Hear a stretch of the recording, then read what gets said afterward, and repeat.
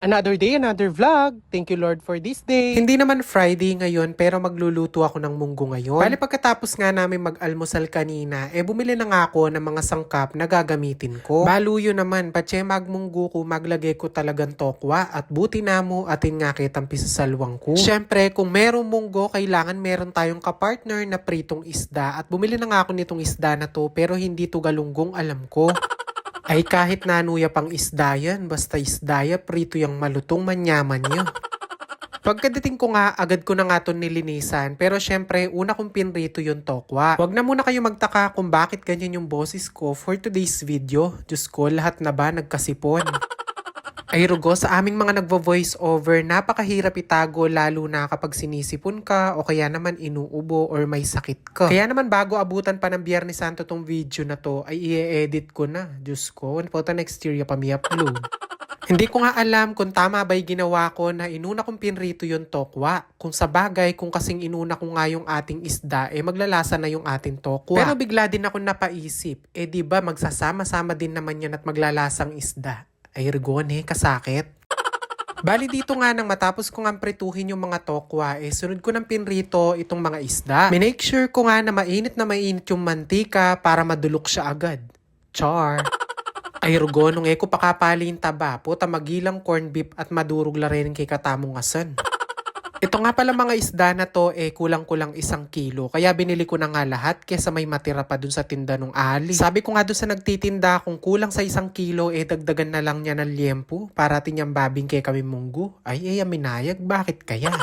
Noong mga time na yan, wala talaga sa plano namin na magluluto kami ng munggo para sa tanghalian. Kaya naman pin-pressure cooker ko na lang itong munggo. Nung last kasi ako nagluto ng munggo, ang sabi nila, ibabad ko nga daw overnight. Pero syempre, hindi naman nakaplano, kaya hindi ko na napaghandaan. Ako man masyadong magulo na Sa mga nagtatanong naman kung ilang minutes pina-pressure cooker yung munggo, kami kasi 10 minutes is enough na. Pero kung gusto mo yung talaga sobrang lambot niya, siguro mga 15 minutes, ganun. Kapag nag-uulam kami ng munggo, hindi naman talaga obligado na mayroong pritong isda. Nakaka-LL lang ng konti yung atsinyo, kaya sinamahan ko na ng ganyan. Sabi nga nila, tipirin mo na sa lahat yung sarili mo, wag lang sa pagkain. Ganun. Na-prefer ko na din pala lahat ng gagamitin ko sa paggisa. Heto na nga pala yung pinrito kong tokwa, tapos yung hiniwa kong bawang at sibuyas, at syempre yung bagoong alamang.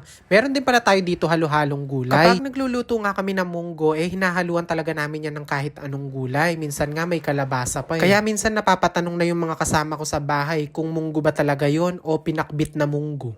Charis.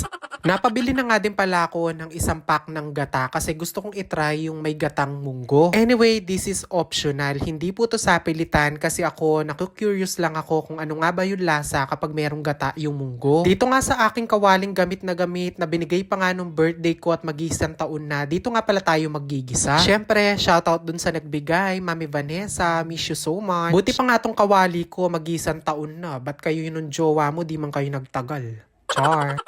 Sa pagluluto nga ng aming munggo, naglalagay nga pala kami dito ng bagoong na alamang. Pero kung meron kayong allergy sa mga ganito, wag na kayong maglagay po, tas isyan nyo ko po. At in fairness naman nga dito sa nabili kong alamang, akala ko talaga nung una, corn beef. Ay Diyos ko, lemon yung manitsura, malapit kay kang corn beef.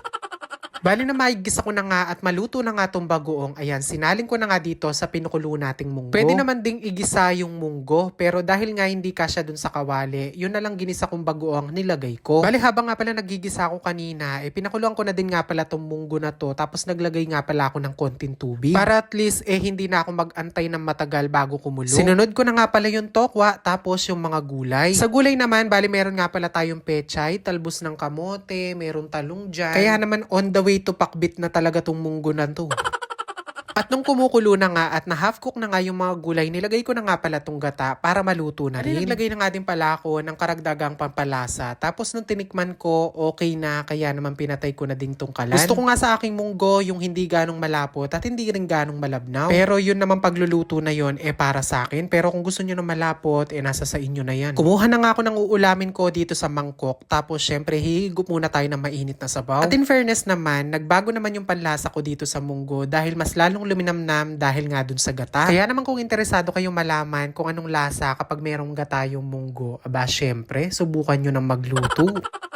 Sabi dapin, nung enak man maselan kayong ulam, ay kumabsina ka kay makarin. Anyway mga chiko, bayo ko mag-scroll up. Ating ko pa nga pala meto nga page, itang Aching Rude. Sana paki-follow yun at paki-share yun na ladin detang video. I-post ko laking comment section para baluyo lo. Salamat!